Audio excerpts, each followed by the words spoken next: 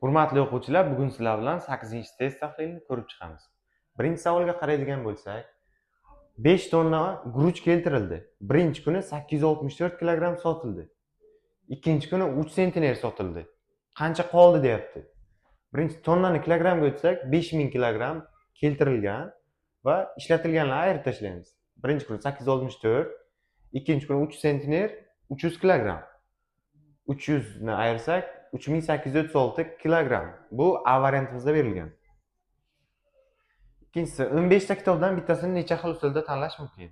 Bizda 15 ta kitob bor, bittasini tanlashimiz kerak. 15 tadan bittasini tanlaymiz. Bu 15 ta kitobdan bittasi bo'ladi. 15 xil usul.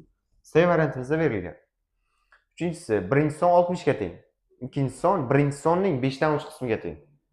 Birinchi sonning 5 dan 3 qismi desa, birinchi songa o'sha 5 dan 3 qism bo'lagini ko'paytiramiz. 60 ko'paytirilgan 5 dan 3 36. Endi shularning yig'indisini so'rayapti. 60 ga 36 ni qo'shadigan bo'lsak 96. Bu D variantimizda berilgan. 4 dan 29 va 3 dan 32 sonlari orasida nechta butun son bor? Buni aralash kasrga o'tsak 7,4 dan 1 bo'ladi. Bu esa 10,3 dan 2. Bu kasr sonlar orasida 8, 9, 10 butun sonlari bor. 3 ta. Bu B variantimizda berilgan. Xo'p, bugun 19:06 soat. Futbol ertaga 23:35 da boshlanadi. O'shangacha qancha vaqt bor? Birinchi biz hozirgi 19:06 dan ertangi 19:06 ga o'tadigan bo'lsa 24 soat vaqt kerak. 24 soat. Endi ertangi 19:06 dan 23:35 gacha 4 soat 29 minut kerak. Qo'shadigan bo'lsak 28 soat 29 minut. Bu D variantimizda berilgan. 6-si sonli ketma-ketlikning qonuniyatini topishimiz kerak. Qarasak 23:20 dan 3 taga ko'p, bu 6 taga ko'p, 9 taga, keyingisi 12 ta bo'ladi. Keyingisi 15 taga ko'payadi. 38 ga 12 ni qo'shadigan bo'lsak 50. Bu B variantimizda berilgan. 7-si K ni qiymatini toping. 45 plus 12 ko'paytirilgan 3.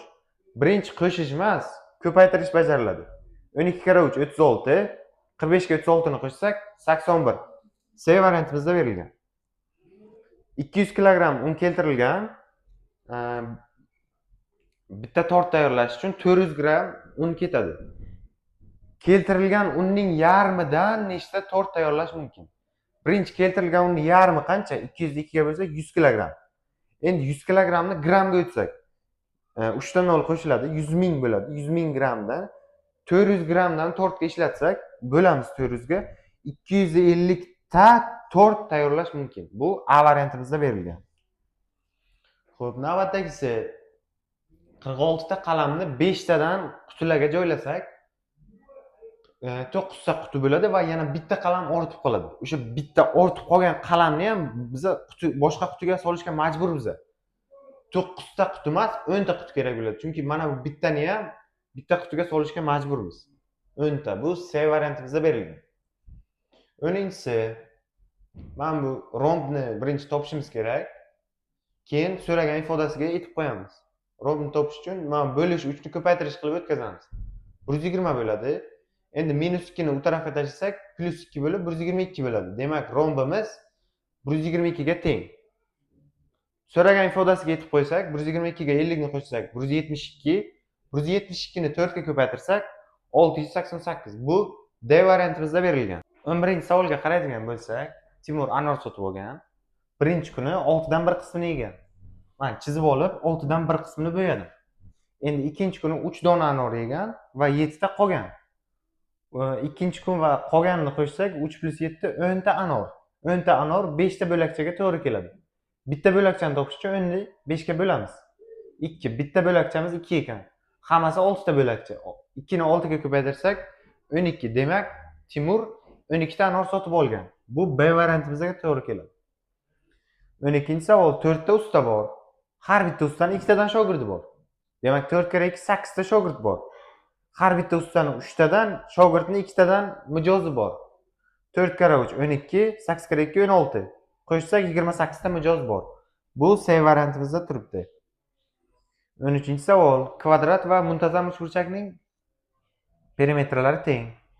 Buni perimetrini topadigan bo'lsak, tomonini 20 deyapti. 20 ni 3 ga ko'paytirsak 60. Demak, buni ham perimetri 60. Buni tomoni A bo'lsa, perimetri 4A bo'ladi. 60 ni 4A ga tenglashtirdim. Buni tomoni topdim 15.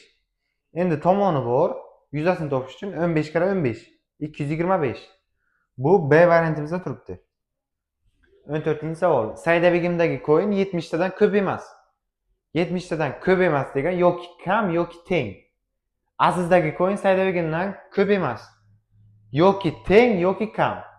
Endi eng ko'p bilan ikkovida nechta coin bo'lishi mumkin? Saida Begimda eng ko'pi bilan teng bo'lishi mumkin 70 ga. Azizda ham eng ko'pi bilan Saida Begim bilan teng bo'lishi mumkin. 70 ga 70 ni qo'shsak 140. A variantimizda berilgan. 15-savol. 96 ming metr masofani 120 minutda bosib o'tdi degan.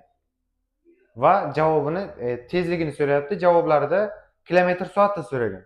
Shu uchun 96 ming metrni kilometrga o'tib oldim. 96 kilometr 120 minut bu 2 soat. Endi 96 ni 2 ga bo'lsam 48 kilometr soat. Bu B variantimizda berilgan.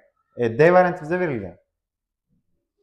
16-savol. 45 detsimetr gazlama bor edi, 450 cm.